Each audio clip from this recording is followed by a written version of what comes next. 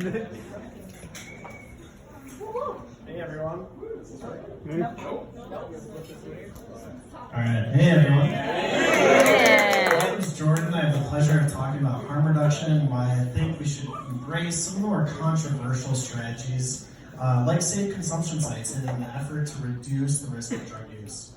So harm reduction is a set of practical strategies that are meant to reduce the negative consequences of risky behaviors.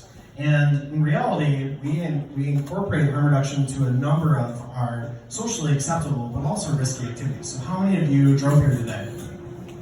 Right. Yeah, driving is risky. In 1972, at its peak, 55,000 people died from car crashes. So what did we do? We made some laws. We required people to click it or a ticket, and there we went with harm reduction. How many of you have drank alcohol today? Yeah, cheers. But also, alcohol can be very risky, especially back in Prohibition when everyone and their mom were making bathtub gin, right? Okay, what about, has anyone had sex today? Congratulations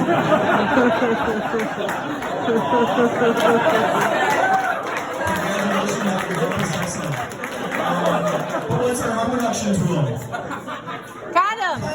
Condoms, right? So, but when we try to apply harm reduction to illicit drug use, we start to get a little bit more pushback here.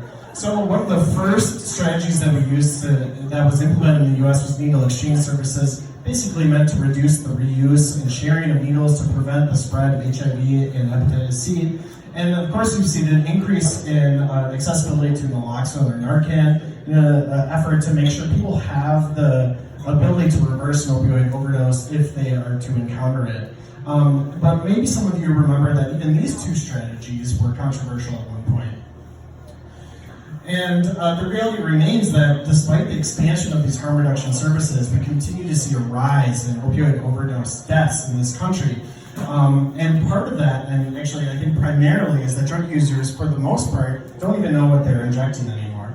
And one example of this is the sample of a drug that someone brought in. They thought it was going to be ecstasy, and a lab tested it, ended up being 75% fentanyl.